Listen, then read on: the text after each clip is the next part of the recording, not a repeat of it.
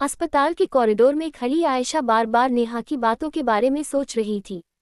पिछले कुछ दिनों में उनकी दोस्ती पहले से कहीं ज्यादा गहरी हो गई थी, लेकिन दोनों के बीच एक अनकहा सवाल अब भी मौजूद था।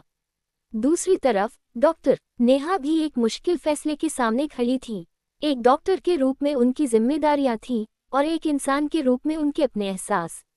उन्हें समझ नहीं आ रहा था कि सही क्या है। एक दिन अस्पताल में आयशा की रिपोर्ट्स बिल्कुल ठीक आ गईं।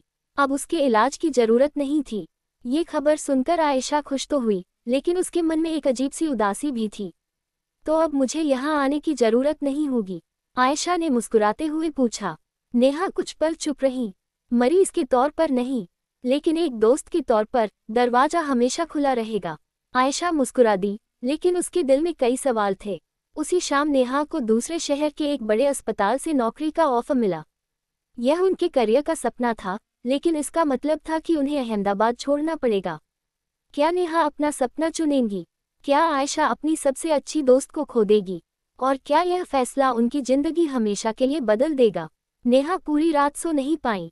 दूसरे शहर के बड़े अस्पताल का ऑफर उनके करियर का सपना था, लेकिन अहमदाबाद छोड़ने का ख्याल उन्हें परेशान कर रहा था।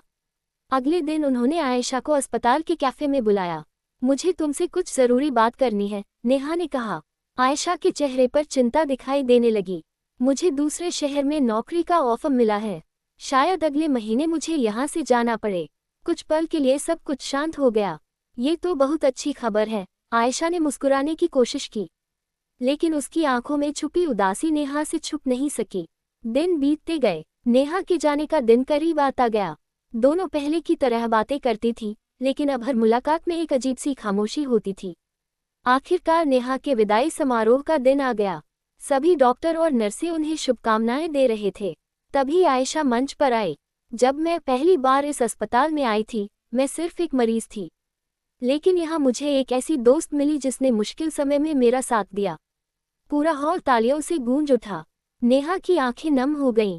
समारोह खत्म होने के बाद आयशा ने नेहा को एक छोटा सा गिफ्ट दिया।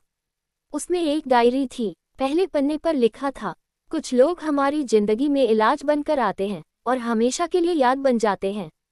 नेहा मुस्कुरा दी, लेकिन तभी उनके फोन पर एक कॉल आया। दूसरे शहर वाले अस्पताल ने बताया कि कुछ प्रशासनिक कारणों से उनकी ज्वाइनिंग 2 महीने के लिए टाल दी गई है। नेहा हैरान रह गईं। क्या ये किस्मत का इशारा था? क्या इन 2 महीनों में उनकी जिंदगी कोई नया मोड़ लेगी?